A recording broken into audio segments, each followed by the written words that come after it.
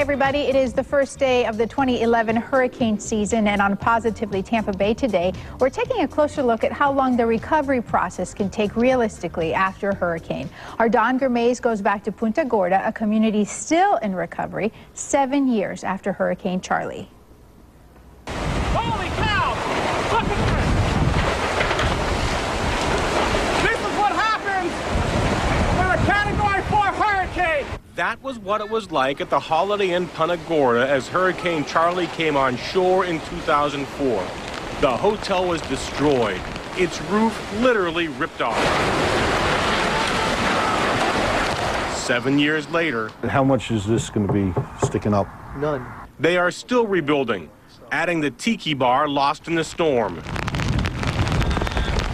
The Holiday Inn has been replaced by a four-point Sheraton. There are new shops and restaurants downtown. But you don't have to look hard to realize Punta Gorda has not fully recovered.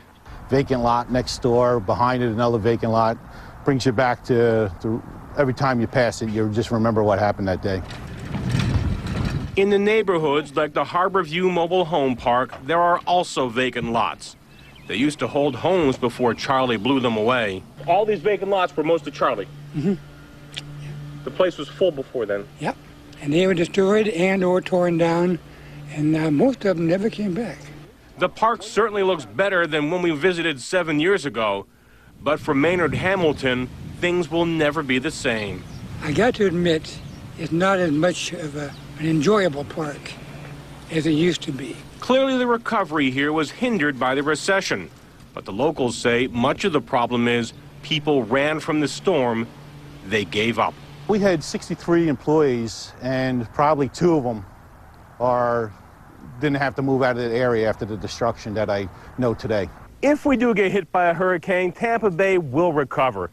But if this mobile home park is any indication, it will take a long time, and we may never fully recover. In Punta Gorda, Don Germais, ABC Action News.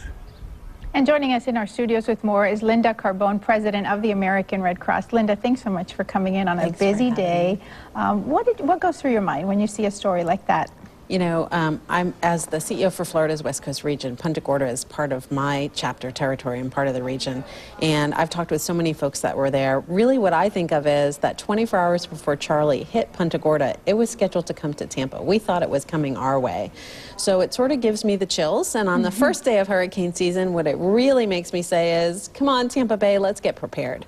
Let's really take the time this year to focus on preparedness, because how fast a community can come back, can get back to work, really depends on how prepared you are to begin with to really withstand that kind of storm. Well, thank you for all you do for our community, helping us all stay safe and our families during hurricane season. Thanks for coming in today. Thanks for having me. And we want to help prepare your family for this upcoming hurricane season. Join us for our Storm Watch special tonight at 8 p.m. We will see you there.